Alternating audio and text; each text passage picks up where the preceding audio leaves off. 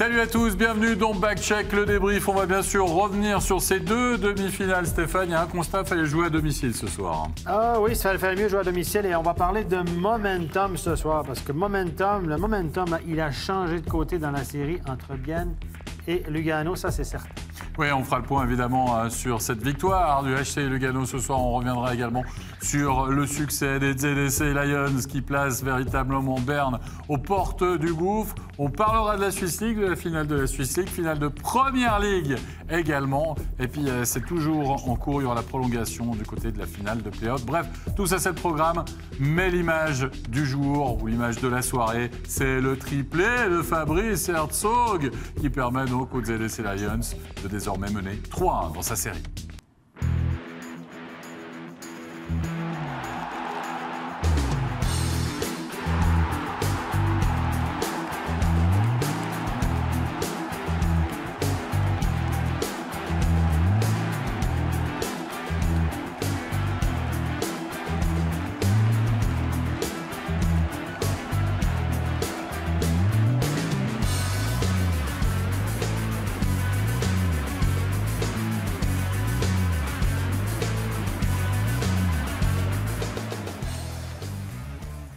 Pour nous accompagner ce soir dans ce backcheck, comme depuis le début de la soirée, nos deux invités, ancien joueur de Ligue nationale, Gilles Montandon est avec nous, l'entraîneur du HC Ajoie également, Gary Sheehan.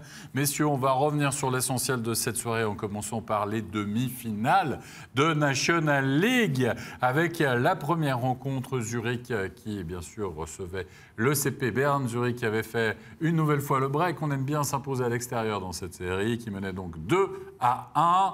Un Hans Kosman qui semblait plus détendu à l'issue de la rencontre. Il faut dire que le scénario a été parfait pour des ZDC Lions qui ont su maîtriser finalement leur sujet et notamment prendre le large en première période en frappant deux fois par Fabrice Herzog, Gilles Montandon, un Fabrice Herzog qui a véritablement gagné son duel à distance face à Leonardo Giannoni qui a été humain, on va dire, ce soir. Ouais, effectivement, c'est vrai que toute la défense de Berne, là, on voit que c'est un 2 quasi contre 4, donc ils arrivent quand même à marquer un goal, et je compte pas le gardien. Donc effectivement, la Fabrice Herzog, il était dans tous les bons coups ce soir, tout ce qu'il a entrepris, il a réussi à mettre au fond. On verra même qu'à la fin, il marque un goal avec une canne cassée, donc quand on dit que des fois, il y a le puck qui roule pour quelqu'un, mais ça roulait pour lui, ça. Oui, ça a été le gros bonhomme de la soirée finalement, Gary, Fabrice Herzog, qui a fait la différence presque à lui tout seul, même si on a connu un CP Berne quand même. Enfin, c'est pas vraiment l'équipe qui est accoutumée à encaisser des goals alors qu'ils sont en supériorité numérique. Non, surtout pas. Je pense que c'est une équipe qui trouve pas la solution contre l'énergie de Zurich et c'est une équipe qui, à mon avis, est fatiguée. Un long championnat, dominé tout le championnat. Puis j'ai l'impression que les Jeux olympiques avec 12-13 joueurs qui participent à gauche, à droite. J'ai l'impression qu'on ne voit pas ces gars-là maintenant. C'est vraiment pas surpris du résultat. On regarde les matchs depuis le début, c'est le 4e, mais c'est bien normal que ce soit 3-1. Ça pourrait même être 4-0 parce que le but chanceux en overtime de Berne, sinon la série est finie. Alors, je sais pas, mais j'ai l'impression que l'énergie du désespoir est plutôt du côté Zurich, malgré qu'ils gagnent. Il y a toujours le deuxième effort et ça paye. C'est vrai, ça, la fatigue des Jeux Olympiques pèse sur les leaders, sur les Ebed, sur les Noro, qui sont un peu moins percutants, peut-être une demi-seconde de retard parfois sur certaines actions. Moi, je pense que oui. Je pense que c'est dur à gérer, hein, tout ce long championnat. La pause de l'année olympique, c'est toujours un peu spécial. C'est comme les années des lockouts où les joueurs reviennent jouer. Quittent la NHL pour venir jouer en Europe. Mais là, c'est un long championnat. Puis il y a eu beaucoup de joueurs impliqués, 13 joueurs impliqués à gauche, à droite. Que ce soit avec le Canada, que ce soit avec la Suisse et encore. Alors, ça pose quand même peut-être des petits problèmes maintenant d'arriver au bon moment en forme et puis ainsi de suite. En tout cas, c'est un duel musclé, hein, bien sûr, et on parlait de cette pression physique, on va dire, mise par Zurich sur le CP Berne, et puis des altercations entre Sheppy et notre ami Tristan Chervet. Tristan Chervet, Gilles, on parlait de la méforme, ou de la demi-forme, on va dire, de certains joueurs leaders du côté du CP Berne. Tristan Chervet, c'est peut-être le seul, parmi en tout cas certains joueurs, qui sonne le vent de la révolte. Ah ouais, celui-là, il a une énergie pour plusieurs. Donc, c'est vrai que si du côté de Berne, ils avaient la moitié de son énergie qu'il a lui actuellement, ben, ils n'en seraient pas là. Ça, c'est une certitude.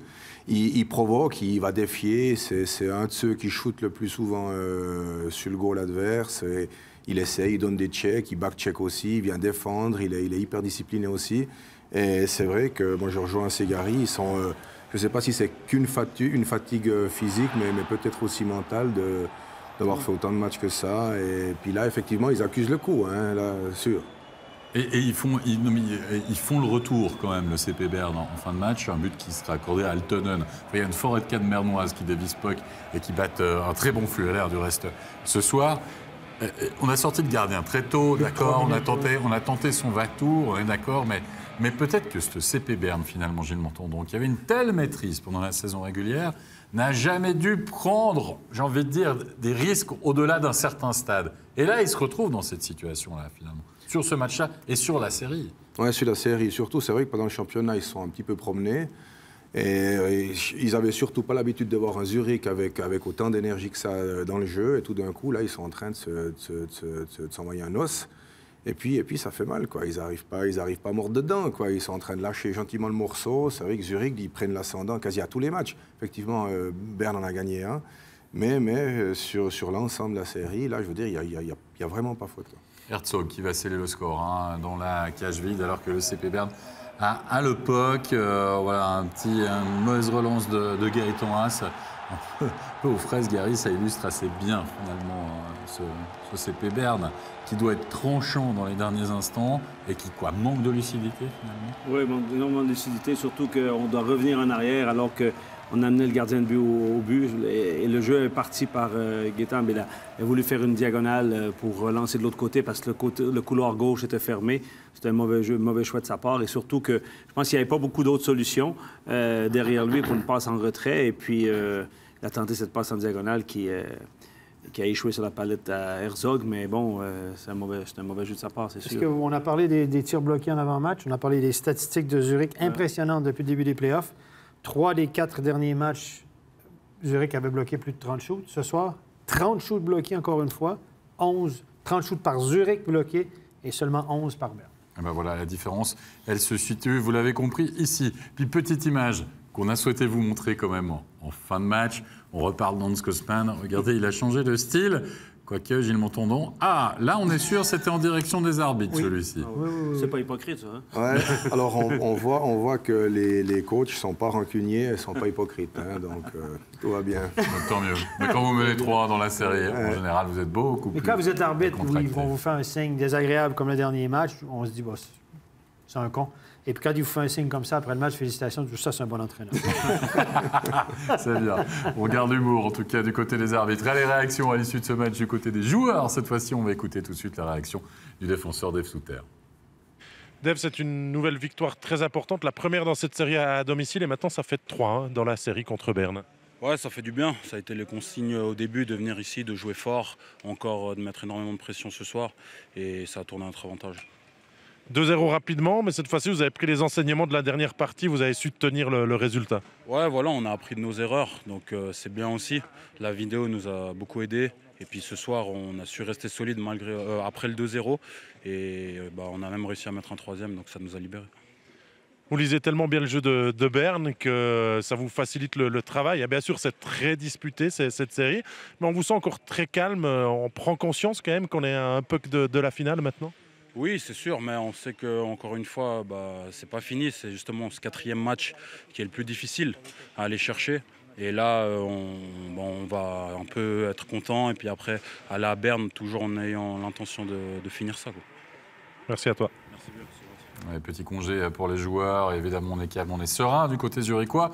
Par contre, du côté du CP Berne, ça commence à devenir très délicat. On va écouter tout de suite Jérémy Camerza.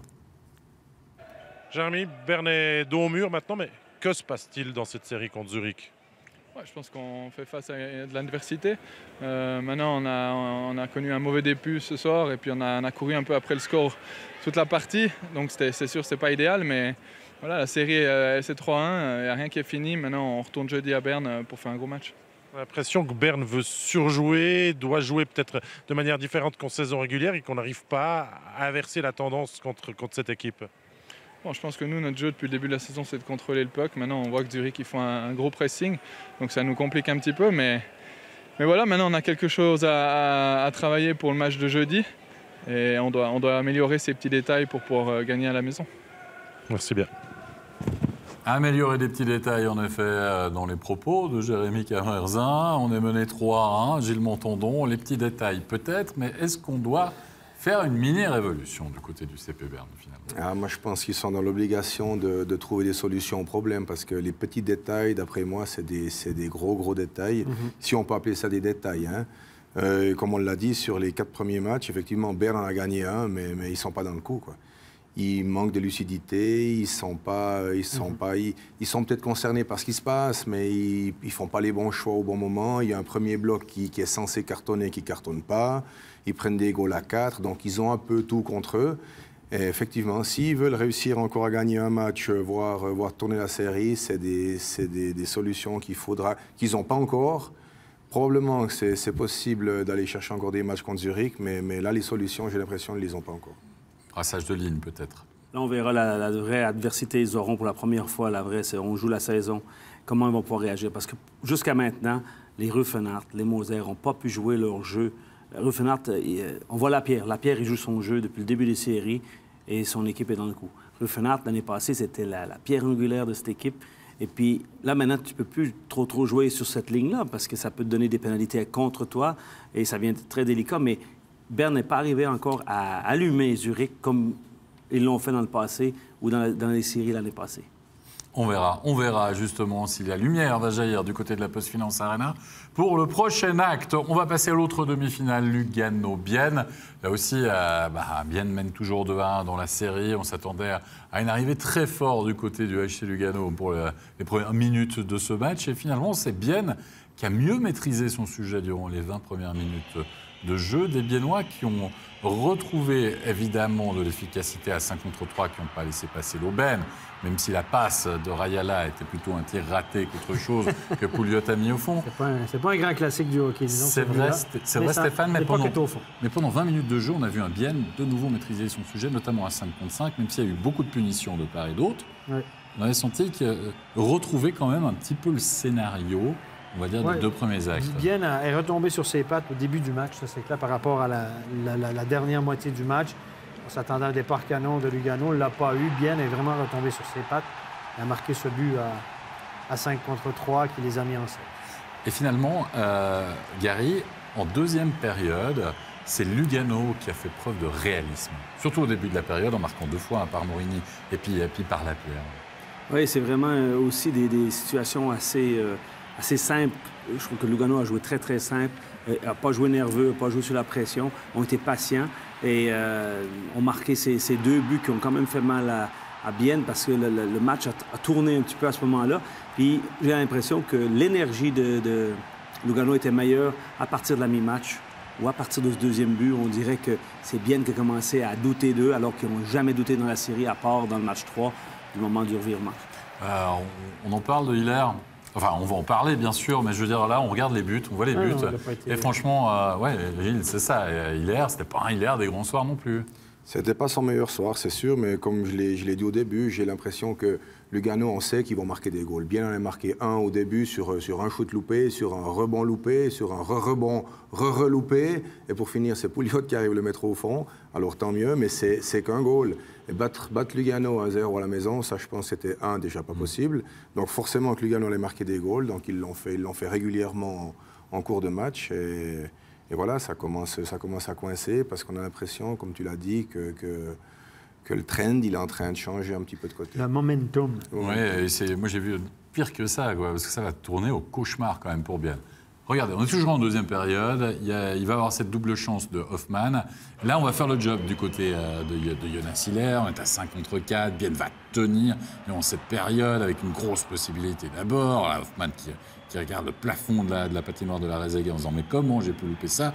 Et ensuite, il nous allume un one-timer dont il a le secret, et Jonas Hiller s'écroule. Alors évidemment, nous, mauvaise langue, on regarde ces images, on se dit « ouh là là là là », il en rajoute, mais là, il est vraiment sonné finalement, Gary, et c'est C'est le tournant du match. Ah, c'est sûr que ça a une influence sur le match. Il a pris ce puck en plein fond. Et la preuve qu'il n'est pas revenu au troisième tiers, c'est bien parce que ça l'a secoué correctement. Il a pu finir le deuxième tiers. Mais oui, là, il gardait son équipe dans le match en étant comme ça. Et puis, pour eux, après, malheureusement, ça s'est mal terminé pour eux, étant donné que Hilaire n'a pas pu continuer le match. Puis maintenant, il faudra voir dans quel état il pourra revenir au match jeudi. Oui, parce que alors maintenant, c'est ça l'interrogation. Pour l'instant. D'accord, messieurs. C'est Jonas Hilaire out pour la série ou out juste pour ce match? Écoutez, il a été sonné, c'est sûr, à quel point. Je pense qu'il y a des examens approfondis qui seront faits. Mais Carey Price à Montréal a raté presque. Carey Price, le gardien des Canadiens de Montréal, a raté presque un mois. Il a reçu un shoot pratiquement pareil comme ça, a été commotionné, a raté presque un mois. Donc, je ne dis pas que. Je compare, je dis que c'est possible qu'un gardien soit commotionné avec un tir. Allez, messieurs, on arrive à la troisième période. Changement de gardien, donc, du côté de Bienne. Tout le monde est surpris, personne ne s'attendait à ça, hein, parce que Hilaire a disputé la fin du deuxième tiers aussi. Mais vous savez, quand il y a des commotions, ça peut aussi arriver. Hein. On a déjà vu des joueurs finir des tiers, finir même des matchs, et après être commotionnés et pas pouvoir revenir au jeu. Parce que là, on descend dans le vestiaire, on revient à 0, et le battement, le cœur, il reprend sa place, et puis l'adrénaline, il descend. Et tout d'un coup, si tu ne retrouves pas tes esprits, ben, tu dois faire un changement, tu dois faire quelque chose. Je pense qu'on n'a pas voulu prendre de risques, c'est sûr. Absolument. Début de tir terrible pour Elien Pope, le pauvre Elien Pope, et Bienne qui va se faire 2 fois avoir avec un homme de plus sur la glace. 2 buts à 4 contre 5, signé Sanguinetti et signé Roy. Voilà, la messe était dite, on va dire, Gilles, finalement, dans cette partie. Oui, c'est sûr qu'un Lugano prend l'ascendant dans un match comme ça, ils vont rien laisser passer. Et effectivement, mais Lugano, ça jouait quand même bien. Puis moi, j'aimerais souligner, puisqu'il est là à l'image, c'est Roy. Moi, je trouve qu'il a fait un match ce soir juste extraordinaire. On sait que c'est un joueur de l'ombre un petit peu, là. Mais je veux dire, ce soir, il a bloqué des shoots comme personne. Le mec, il s'est fait allumer de tous les côtés. Et en plus, il marque un goal. Il joue dans la ligne avec Morini où ça marque encore un goal. Je veux dire, ce soir, il est omniprésent. Et avoir des joueurs comme ça, avec une présence d'esprit, cette combativité, cette abnégation pour un coach, c'est hyper précieux. C'est vrai qu'il doit avoir la grande ours sur le corps en ce moment, tellement il a reçu le shoot. Et puis il est là, la finition. Il est récompensé. Et exactement, et les gros bosseurs récompensés finalement. Et puis le 5e but, le 5-1, signé Fazzini. Ça clôt le score, mais il y aura encore, messieurs, on va le voir après ce ralenti, une mauvaise nouvelle pour le HC Bienne. Et là, ça commence à faire beaucoup quand même. C'est bien sûr Jonas Hilaire, on l'a dit, et je pense que tous les supporters biennois, on va en parler d'ici quelques instants avec l'un d'eux, bien sûr, via Skype. Mais avant ça, on va regarder la blessure de Kevin Fay. Et là, on se dit genou ou pas genou, Gary. Bon, en plus, c'est lui qui donne la charge, mais après, le transfert de poids fait qu'il tombe sur sa cheville. À mon avis, lui, il est chanceux que la cheville a pu ressortir de derrière lui parce qu'elle était partie pour partir derrière. Mais à mon avis, à le voir dans la douleur qu'il est, il s'est cassé le péroné, c'est presque sûr. Et on vient de m'annoncer maintenant depuis la régie que Kevin Fay est parti en ambulance à l'hôpital. T'es obligé parce que pour enlever le patin et puis après, il faut pouvoir garder ses esprits. C'est extrêmement douloureux. Il a besoin d'une opération aussi. Oui, bien sûr, c'est le péroné et puis le tibia, sûrement, comme beaucoup de blessures aux chevilles, dans le bas de la cheville, c'est ça qui arrive. Et comme quoi, des fois, ça change vite. Il y a 2 jours, à la mi-match, tout baignait dans l'huile. Aucun blessé du côté de Bienne. On planait, on était sur un nuage, c'était incroyable. Et tout à coup, un petit peu d'indiscipline, le match tourne, Lugano marque en power play. On commence le match aujourd'hui sur des bonnes bases. Ouais. Tout à coup, bam, blessure de Hilaire, 2 mauvais buts au début de la 3e. Là, on perd Kevin Fay, qui est quand même un gars qui joue plus de 20 minutes par match dans cette équipe-là. Et là, tout à coup, là, c'est une configuration complètement différente. C'est incroyable. Comme quoi, on ne peut jamais crier victoire avant la fin. Oui, et c'est un best of 3 maintenant, voilà, entre les 2 équipes. Hein. Il faut sortir le bon et le mauvais, mais je pense que Bienne retourne à la maison, 2-3, avantage de la glace. Hilaire dans les filets, retour de Earl. Attendez, c'est long. Moi, je pense que c'est vrai que c'est un momentum qui change, contrairement à ce que tout le monde a pensé. Moi, c'est une erreur de parcours, le match numéro 3, où tu perds le match en 10 minutes, tu mènes 3-0. Je pense qu'au début du match, ils ont montré qu'ils étaient prêts. Mais là, effectivement, le momentum change, mais il faudra voir ces ajustements-là avec sûrement le retour de Earl. Et j'espère pour bien le retour de aussi Hilaire, le gardien numéro 1. Là, les 2 jours de pause comme entraîneur, si tu es l'entraîneur de Bienne, tu es content qu'il y ait 2 jours de pause avant le prochain match. Si tu es l'entraîneur de Lugano, tu souhaiterais jouer demain soir, je pense. Exactement. Allez, messieurs, vous le savez, on donne souvent la parole, bien sûr, à nos consultants, aux journalistes, mais il est temps de donner la parole aux supporters. On va rejoindre via Skype Denis, supporter du HC Bienne. Salut, Denis. Bonsoir tout le monde. On imagine que tu as la soupe à la grimace ce soir. Est-ce que tu as vraiment l'impression d'avoir vécu peut-être une soirée cauchemardesque, on va dire, pour Bienne? Il y a la défaite, bien sûr, mais blessure de Hilaire. En tout cas, Hilaire qui ne revient pas au 3e tiers et blessure de Kevin Fay. Cauchemardesque, je crois qu'il y a encore un joli mot, quoi. Hilaire, j'ai plutôt l'impression que c'est plus de la prévention à cause de ça pété qu'il a reçu. Parce que tout gardien qui connaît, ça fait mal. Aïe, ça fait mal. T'as senti que Bienne était quand même bien dans le jeu par rapport à Acte 3 où t'as le sentiment que dès que les choses se précipitent en défaveur finalement des Biennois, tout s'accélère finalement ensuite contre le HC Bienne. Disons qu'il ressemble plutôt à l'acte 3 où Bienne a bien commencé avant de s'effondrer. Ils ont eu, comme d'habitude, ils ont toujours des peines avec les powerplays. Et là, le coup fatal, c'est encore ces satanés buts encaissés à 54. Quoi. Oui, beaucoup de buts encaissés. Samedi, il y en avait une. Là, il y en a 2. Donc. Ouais, difficile avec un homme de moins sur la glace, en effet, pour Bienne. Imaginons que Hilaire ne revienne pas au jeu, blessure de Kevin Fay. Toi, en tant que supporter, tu as encore tu y crois encore ou tu te dis là vraiment ça va être très compliqué? Bon, c'est pas la fin du monde, c'est 2-2 dans la série quand même. Hein. Bienne a toujours l'avantage de la glace. Alors, allez, bon, j'y crois. Tu y crois encore? Ouais, c'est bien. Faut garder l'esprit. Ça marche. Merci beaucoup en tout cas, Denis, d'avoir donné ton avis sur ce match et puis cette nouvelle défaite biennoise donc dans la série 2 partout. On va écouter, oui, on y croit évidemment. On a une réaction du côté du HC Bienne, on va l'écouter tout de suite. On va écouter Marco Pedretti. Marco Pedretti, c'est encore les supériorités biennoises où vous avez failli ce soir? Ouais, clairement, on prend 2 buts évitables. On doit aller chercher l'égalisation, puis au lieu de ça, on prend 2 buts bêtement. Ouais, c'est un match à oublier, maintenant on est déjà focus sur le prochain match. Mais qu'est-ce qui s'est passé? Elles sont où les erreurs sur ces 2 buts luganais? Je pense un peu de relâchement, on se laisse aller. Eux, ils ont une équipe qui, à 4 contre 5, ils vont attaquer, ils vont chercher le but. Et ils l'ont fait aussi le dernier match à Bienne, on le sait. Maintenant, il faut faire beaucoup plus attention quand on se regroupe en défense. Vous étiez tout proche de mener 3-0 dans cette série, maintenant c'est 2 partout. Dans la tête, qu'est-ce qui se passe? Dans la tête, c'est best of 3 maintenant. Et puis, on sait qu'il faut aller chercher 2 victoires. Donc oui, il y a 2-0 pour nous. Ça aurait pu être le contraire. Ça pourrait être 4-0. Ça pourrait être fini ce soir. Donc nous, on va aller chercher cette victoire à la maison. Et puis on verra par la suite. Juste une petite question sur ces 2 coups durs. La sortie de Jonas Hilaire et de Kevin Fay. C'est les playoffs maintenant. Voilà, pas d'autres commentaires. Merci beaucoup, Marco Pedretti. Best of 3 en effet pour Bienne ce soir. C'est très juste. C'est le mot. Mais quand même, Gilles, je sais qu'on oublie facilement en play-off, etc., etc. Mais voilà, vous menez 1-0, vous menez 3-0 à l'acte 3, c'est quand même compliqué. On l'a vu avec Berne aussi, c'est bien beau, mais la parole aux actes, parfois, la montagne est grande. Ouais, effectivement, ce qui est dramatique dans ces séries, c'est que les 4 premiers matchs maintenant, ils ne comptent plus, quoi. Ils sont annulés, ils sont meilleurs des 3 matchs.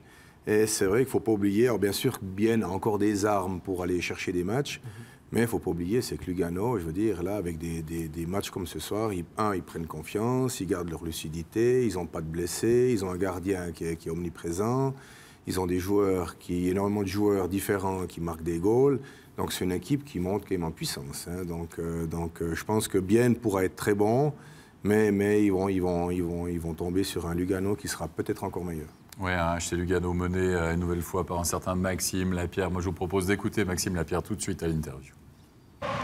Maxime Lapierre, 2-1 après 40 minutes et un début de 3e tiers incroyable avec 2 buts en infériorité numérique. Ouais, je crois que les gars comme Reuil qui se donnent avec beaucoup de cœur tous les soirs, des fois, ils ont des buts qu'ils méritent et puis ça change le momentum du match. Ça l'a fait le dernier match à Bienne, puis ça l'a fait encore ce soir. Donc, encore une fois, c'est qu'un petit pas dans la bonne direction, mais c'est un bon pas pour nous. Lors du dernier match, vous étiez mené 3-0 à Bienne. Ce soir, vous gagnez 5-1. Lugano, là, a repris totalement confiance. Ouais, je crois qu'on savait que notre style de jeu allait payer plus tard dans la série. Puis on n'a pas commencé les 2 premiers matchs comme on voulait, mais dans les playoffs, l'important, c'est d'en gagner 4. Encore une fois, pour les 2 équipes, maintenant, on est à retour à la case de départ. Puis c'est à nous de se concentrer et de le vouloir plus. À la fin, on vous a vu parler avec le banc biennois. Vous faisiez comme ça avec votre gant. On peut savoir ce que vous disiez? Ah, c'est juste des plaisanteries. Je montrais comment on drop notre gant, mais ça fait partie des playoffs. Moi, il n'y a rien de personnel. C'est vraiment pour s'amuser dans le match, puis ça change pas rien. Merci beaucoup, Maxime Lapierre. Notre style de jeu allait payer sur la longueur. Je pense qu'on va dire Gary qui parle de son style de jeu à lui, parce que là, on a tout vu de Maxime Lapierre ce soir. On a tout vu, finalement. Meilleur, j'ai envie de dire. Meilleur encore. Je pense qu'ils veulent les avoir à l'usure. C'est pour ça qu'ils disent que le style de jeu paye sur la longueur de la série. Et effectivement, ce soir, ils ont donné beaucoup de troubles à Bienne dans leur échec avant. Et puis, créer ces revirements en situation spéciale à 4 contre 5, je veux dire, c'est quand même 2 buts, c'est énorme, ça fait mal. Et on voit dans son discours la confiance aussi qu'il a. Et il ne se gêne pas de féliciter un Reuil. Je veux dire, il voit bien ces gars-là travailler tous les matchs. Et puis, c'est peut-être la force interne qu'ils ont dans leur vestiaire. Ils croient en eux. Parce qu'eux, ils en ont des blessés. Hein. Il y a 4 joueurs qui ne jouent pas. Il ne faut pas dire qu'il y a un avantage à une ou à l'autre. Je veux dire, il y a des gros morceaux qui ne sont pas là. Bon, là, Yann est revenu et l'équipe tourne mieux. Ça, c'est clair que c'était le maître à jouer pour eux. Mais ça va être une belle série. Meilleur des 3 matchs maintenant. Je pense que ça va être du beau hockey, en espérant que ça reste sifflable et puis que ça joue sur la glace, ça se décide là. Sifflable, ça veut dire pour les arbitres? Oui. Ça va être très difficile pour les arbitres. Sifflable. Moi, j'ai jamais entendu ça. Mais il y a beaucoup de pénalités quand même ce soir. C'est compliqué, c'est pas facile de part et d'autre. Tu peux t'en sortir avec beaucoup plus de pénalités. C'est difficile de trouver la bonne ligne de pénalité et puis voir entre les simulations, les exagérations, les provocations, c'est vraiment pas facile. Mais ce soir, il n'y a pas grand-chose à dire. Oui, mais c'est vrai aussi que pour Bienne, il faudrait éviter ce genre de match, parce qu'on l'a souvent dit depuis le début des playoffs, Bienne à 5 contre 5, ça tient la route. Ouais. Mais en situation spéciale, et tu l'as encore montré, Stéphane, ce soir avec les chiffres, Lugano est quand même supérieur, que ce soit en pipi ou que ce soit en piqué. Et puis on l'a vu encore ce soir, mine de rien, c'est un 5 contre 4, enfin 2 buts à 4 contre 5. Ouais. À voir. Allez, on fait le point sur les séries pour vous dire que Berne est tout proche de l'élimination, qui a donc mené 3-1 désormais, comme le score du reste de la soirée par les ZDC Lions. Et puis Lugano qui recolle donc 2 partout dans cette série passionnante de demi-finale. On va passer maintenant à la finale de play-out entre Cloton et Ambri-Piotta. Là aussi, si vous aimez les mano à mano, eh bien vous allez être servi parce que dans cette partie, il y a eu 5 goals, mais les 2 équipes se sont départagées finalement en prolongation. On va voir tout de suite ces 5 réussites de ce chassé-croisé avec un premier but, Stéphane, qui a prêté à discussion au niveau de la position peut-être de hors-jeu de D'Agostini, mais tu vas nous réexpliquer tout ça. Non, c'est pas un hors-jeu. Donc, si le joueur prend compte, le joueur peut rentrer dans la zone en patinage arrière avec le puck sous contrôle. Il faut juste qu'il prenne le contrôle de la rondelle avant que au moment où il prend le contrôle de la rondelle, il faut que c'est au moins un de ses 2 pieds touche encore à la ligne. Il faut qu'il prenne le contrôle de la rondelle en zone neutre. Ensuite, il peut passer les pieds devant, comme on va le voir probablement au ralenti. On l'a pas revu. Oh, j'ai déjà passé. Donc, voilà. On l'a pas revu, mais passer les pieds devant, c'est le seul moment où on peut vraiment passer les pieds devant, que ça soit utile. Et puis aller marquer après, parce que si on passe les pieds devant, normalement... Praplan va marquer, normalement c'est lui ou Traxler, non c'est bien Praplan en effet qui égalise Gilles Montandon d'un maître-tir en deuxième période. Il y a très peu de buts finalement. Oui, effectivement, ça c'est un shoot, il a le dos au goal et puis il a un peu qui traîne. Il sait où est le but, en général ils sont toujours placés à la même place. Et il a envoyé un bon shoot du poignet, le gardien, c'est hyper difficile pour les gardiens. Cloton pense avoir fait le plus dur à la 45e minute de jeu, c'est Maurice Traxler, on l'a vu, qui permet donc à cette équipe des Cloton Flyers de prendre l'avantage. Enfin, dira-t-on, finalement, face à Ambri-Piotta, mais c'est un avantage de courte durée, puisque c'est le jeune Moore qui va égaliser pour Ambri-Piotta. Là, autant on a l'habitude, Gary, de voir D'Agostini au tableau des buteurs, autant Moore, c'est un petit peu plus rare, même s'il me semble que Traxler doit dévier ce puck, bien malgré lui, devant la cage, on va voir ça. Ouais, c'est Ambri qui a la main heureuse. Moore a pu jouer avec Jalovac ce soir, c'était de retour au jeu, ces deux-là n'avaient pas commencé la série, alors avec la blessure accidentelle des défenseurs, d'Ambry, ben, on peut les réintégrer dans l'alignement, puis le gars il marque un goal. Alors, c'est un bon coup de dé qui a payé pour Ambry. Même si le but est délicat, mais il est très important. À 10 minutes de la fin, on a vu la joie de Luca Ciaradapi. On se retrouve en overtime. La première prolongation. Et regardez, après trentaine de secondes, eh bien, c'est Ambry qui va marquer. On parle de Poulain dans la cage. Deux fois. La rondelle est déviée. Hein. La rondelle est déviée vraiment au dernier moment, comme le but précédent. Et à tous les buts de prolongation, comme Genève l'a fait hier en Junior Elite, tous les buts de prolongation, moins d'une minute de prolongation, pas que dévié. Voilà, pas qu'avec des yeux. Voilà, donc Ambry s'impose finalement contre Claughton. Il faut dire qu'avec ce qui a les faits qui sont arrivés, accident de voiture, il manquait quand même 2 défenseurs ce soir en plus de Fora. T'as pas Ngoy. Non, Ngoy a joué. C'est Plastino qui n'a pas joué, ils vont passer par terre. C'est quand même un gros morceau, là. Plastino, c'est le défenseur défensif de l'équipe. Et on réussit à aller s'imposer à Claughton. Ça, c'est vraiment peut-être un point tournant. On introduit Jalovac dans l'alignement pour remplacer Platino. Puis en plus, Moore marque un goal. C'est un gros but. Et puis là, je pense que ça leur revient quand même sur l'ensemble de la série maintenant après 4 matchs. Même si on n'a pas regardé les 60 minutes du match, je pense que Ambry a le mérite. Là. On a pu lire dans la presse alémanique que c'était la dernière chance pour Kevin Schlepfer ce soir, qui pouvait être remplacé par Rotely pour entraîneur des juniors élites pour faire le tampon jusqu'à la fin de la saison, opération commando. Gilles, on croyait que Kevin Schlepfer a été engagé entre guillemets pour une opération commando de sauvetage. On change encore son entraîneur dans ce moment-là. Ouais, commando quand on perd comme ça sur un but dévié en prolongation. Ouais, effectivement, commando de sauvetage, c'est plutôt plus que sauvetage là, parce que ils sont hyper mal amanchés. C'est clair que juger un entraîneur sur des faits de jeu comme ça, c'est peut-être un peu difficile, quoi. Alors, mais c'est pas nouveau d'aujourd'hui. Hein. Je veux dire, c'est depuis qu'il est en place que ça tourne pas plus, voire ça tourne même moins. Donc, alors ça reste toujours pour moi une immense connerie, c'est play-out, mais une fois que vous y êtes, ben vous jouez votre chemise et puis il faut quand même essayer de s'en sortir et puis de trouver des idées, des solutions pour pas être relégué. Alors c'est clair, du côté Claughton, ça s'assombrit. Hein. Oui, on va faire le point justement sur la série. En effet, Claughton qui est tout proche du barrage pour la qualification pour la Ligue, comme on dit, puisqu'il est mené désormais 3-1 dans la série par Ambry, qui va jouer le prochain match à domicile. Donc il y aura finalement un POC de vacances, comme on dit, du côté de la Levantine. On va passer à la Swiss League, messieurs, parce que je peux vous dire, il y a des programmes ce soir quand même, et durant toute la journée. C'était un petit peu plus tôt. C'était à 17h que vous avez pu suivre, bien sûr, ce match sur MySports. C'est l'acte 3. Attention, il y a un petit décalage. Pour la finale de Swiss League, c'était du côté de Rapperswil que ça se passait. Ça a été très serré, une nouvelle fois, entre les deux formations. Il y avait un excellent Michler dans la cage d'Holton. Et tiens, c'est pas la première fois qu'on voit des buts à 4 contre 5 ce soir. C'est Holton qui va ouvrir la marque par Schnevely.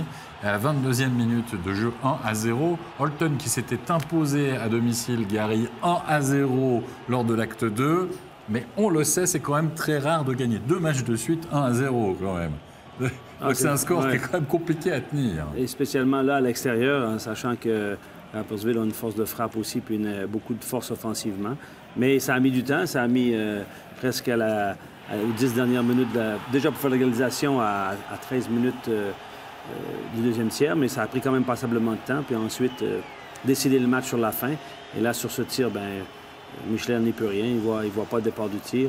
Et finalement, on a réussi à percer Michler qui connaît des excellents playoffs. Et puis, sur une fin de match, là, un petit peu 7 minutes à jouer, c'est un effort individuel de Hugli, futur Biennois, qui est très marqueur. Il ne faut pas y laisser beaucoup d'occasions. Il a crucifié ici, si on veut, Holton pour le 2-1. Très belle feinte à 1 contre 0. Michler il a écouté Gilles Montandon. Il a pris le temps, la patience. Il a baissé l'épaule.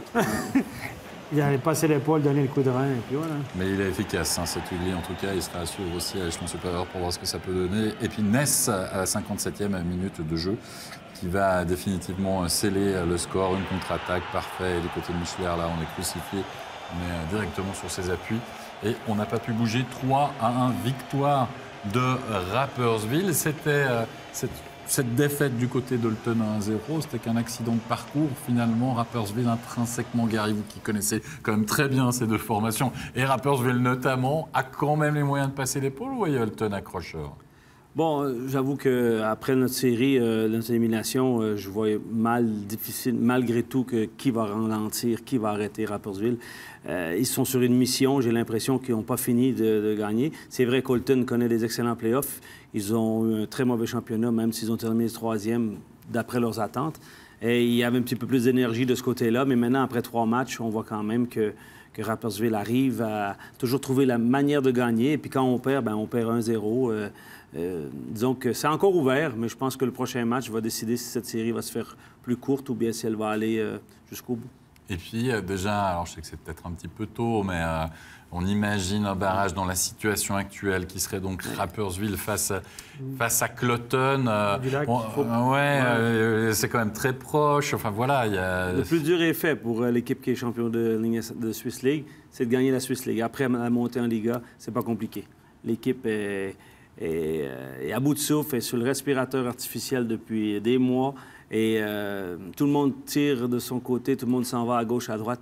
Si Cloton est l'équipe qui jouera ce tour de promotion, que ce soit Holton ou que ce soit Rapperswil, je mets les chances du côté de l'équipe de Swiss League. Ouais, à voir et à suivre, bien sûr. Sur MySports, on va faire le point sur la série. Et on l'a dit, Rapperswil qui mène donc désormais 2-1 face à Holton. Chaque équipe s'étant imposée à domicile. Le prochain acte, ça sera à suivre mercredi. Et puis, il y avait encore une finale à suivre ce soir. Finale de première ligue régionale. C'était du côté de Dubendorf contre Wetzikon et Sierre. Ils avaient joué l'un contre l'autre il y a 2 jours. Finalement, c'était Wetzikon qui s'était imposé au tir au but. C'est pour ça qu'on disputait le match. Normalement du côté de Wetzikon, mais disputé à Dubendorf.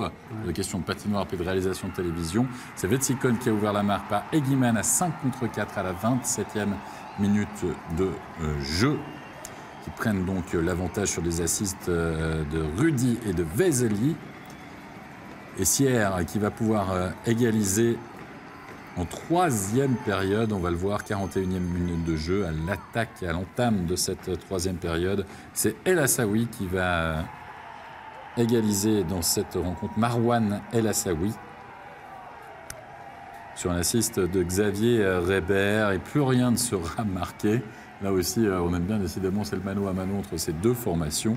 Et c'est Hurliman qui va finalement pouvoir marquer le game-winning goal à 4-5, puisqu'il y a une pénalité qui va se terminer. Mais vous voyez, on est à 4-4. Hein. C'est plus une action à 4-4. Le monde donne un 4-5.